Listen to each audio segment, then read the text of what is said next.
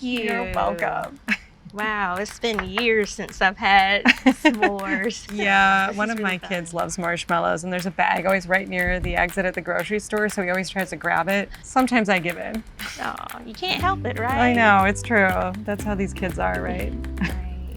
I'm a mother of 2 boys, and my oldest son, who's 5, has severe eczema and food allergies.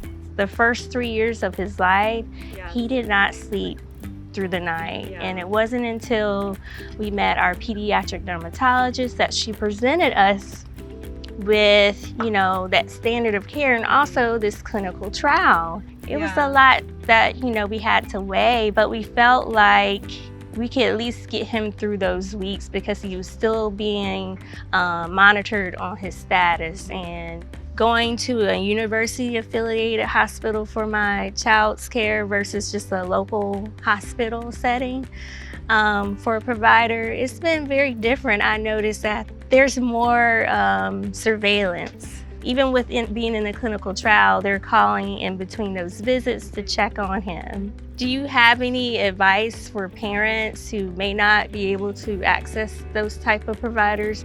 Yeah, it's such a great point that being in a trial, and like most clinical trials, people just get better just even from the monitoring. And you're right, it brings up a point about monitoring, and then if you live in a rural setting or an area where you don't have access to, or you just haven't found the right provider, I guess I encourage people, sometimes that monitoring can come from their primary care doctor, and finding the right primary care doctor, whether it's a nurse practitioner or whoever, that can really just be on the same page as them and monitor. Maybe they're only able to see that specialist once a year even, but they have a really good plan in place and they find another provider that's able to help implement it and do some of that follow-up like you're talking about.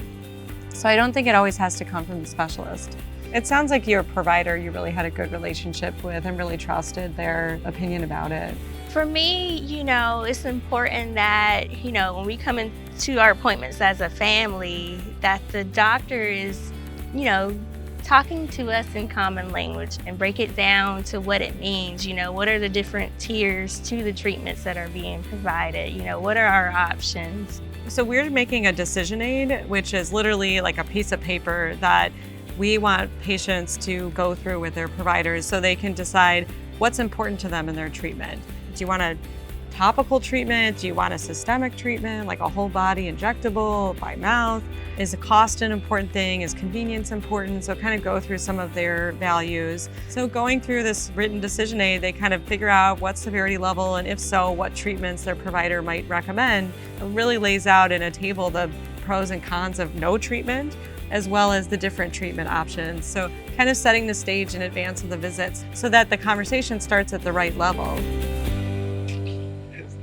Oh my God, Liam, really?